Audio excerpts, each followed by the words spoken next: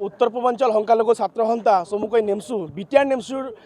অন্তৰ্গত গোসাইগাঁও জিলা সমিতি আজি কেন্দ্ৰীয় সমিতিৰ নিৰ্দেশ মৰ্মে আজি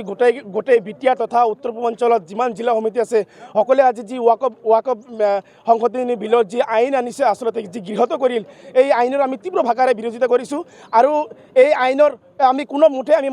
মানি নলওঁ কাৰণ এই আমাৰ আইনত যি আমাৰ যি মুছলমানৰ যি আচলতে ডাইৰেক্টলি বিৰোধী কৰা হৈছে আচলতে আমাৰ সংখ্যালঘু সমাজ বা এই সংখ্যালঘু সমাজ এইখন চৰকাৰে নিক্ষেপ কৰিব বিচাৰিছে নেকি মানি কেন্দ্ৰীয় সমিতিৰ নিৰ্দেশ মৰ্মে যি কাৰ্যসূচী লৈছিলোঁ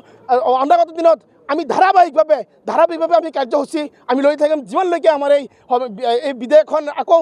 মানে সংশোধনী নকৰিব তেতিয়ালৈকে আমি ধাৰাবাহিকভাৱে কাৰ্যসূচী আমি আন্দোলন চলাই যাম গণতান্ত্ৰিকভাৱে লগতে আমি ৰাজপথৰ পৰা ৰেলৰ পৰা আমি চব আমি গণতান্ত্ৰিকভাৱে অৱৰোধ কৰিবলৈ বাধ্য হ'ম কাৰণ এইখন চৰকাৰে আচলতে যি প্লান পলিচি লৈছে আচলতে নিজৰ ক্ষমতাৰ লোভত নিজৰ মানে আপোনাৰ কি কয় চেয়াৰৰ লোভত এইখন চৰকাৰে সংখ্যালঘুসকলক টাৰ্গেট কৰি হিন্দুসকলক জয়ী কৰি আচলতে নিজৰ ভোট বেংকৰ বাবে বা নিজৰ ক্ষমতাৰ লোভত আজি একপক্ষীয়ভাৱে আজি সংখ্যালঘুসকলক নিক্ষেপ কৰিবলৈ যি ষড়যন্ত্ৰ কৰিছে এতিয়া আমি কেতিয়াও নেমচুৱে মানি নলওঁ আমি তীব্ৰ ভাষাৰে অৰিহণা নিন্দা জনাইছোঁ আৰু এইখন চৰকাৰে আমি সকীয়াই দিব বিচাৰিছোঁ যে আপোনালোকে যি মানে প্লান পলিচি কৰি আছে ইয়াক আমি আপোনালোকে বন্ধ কৰক আপোনালোকে হেমন্ত বিশ্ব শৰ্মাৰ আচলতে দম আছে নেকি যে আমি ভাল কাম কৰি আপোনালোকে দেখুৱাওক যে আমি ৰাইজৰ হৈ সমন্বয়ভাৱে ভাল উন্নয়নৰ কাম কৰিছোঁ অকল সংখ্যালঘু টাৰ্গেট কৰি যিসকলে আমাক হাৰাশাস্তি কৰি আছে নিক্ষেপ কৰিব বিচাৰিছে আমি কেতিয়া নেমচু মানি নলওঁ যদি হিমন্ত বিশ্ব শৰ্মাই যদি আমাক যদি গুলিয়াই মাৰিব বিচাৰে আমি ৰাজপথত দিয়াম গুলিয়াই মাৰক কিন্তু এনেকৈ আমাক মৰিয়াই হত্যা নকৰিব ইয়াৰ কাৰ্যসূচী লৈছোঁ আমি ধাৰাবাহিকভাৱে ইয়াৰ পিছত আমি গুৱাহাটীৰ পৰা যদি দিল্লীলৈ যদি যন্তৰ মন্তৰলৈ কমাব লাগে আমাৰ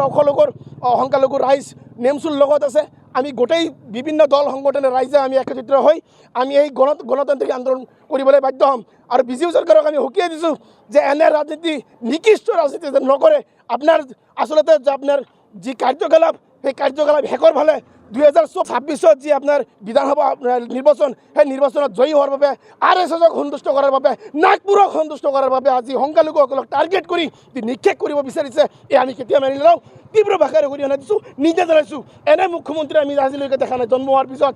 ক্ষেত্ৰত আমি স্পষ্টভাৱে ভূমিকা হ'ব আমাৰ নেমচুৰ কাৰণ যিসকলে জাতিৰ গাদ্দাৰ এইসকলক কেতিয়াও মানি লোৱা নহ'ব যিসকলে নেকি আমাৰ যিখন চৰকাৰে নেকি মুছলমানসকলক সংখ্যালঘুসকলক নিক্ষেপ কৰাৰ ষড়যন্ত্ৰ কৰি আছে সেইসকলৰ লগত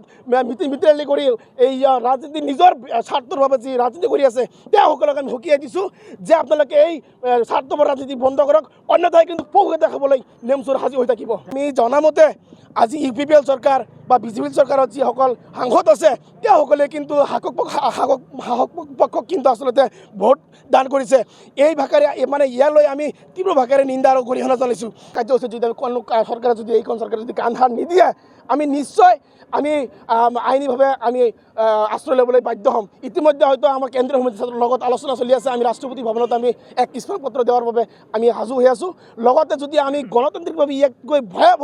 আন্দোলন কৰিব লাগে আমি নিশ্চিতভাৱে কৰিম জাতিৰ হকে মাত মাতিম আমি কাৰো ৰাজনৈতিক দলৰ গোলাম নহয় আমি জাতিৰ গোলাম স্পষ্ট কথা নেমচুৰ সেইকাৰণে আজি আমি কাৰ্যসূচী লৈছোঁ BJP go back Himanta Biswa Sarma হাই মোদী সৰকাৰ হাই উই ওয়ান্ট জাস্টিস আমাৰ দাবি জয় অসম।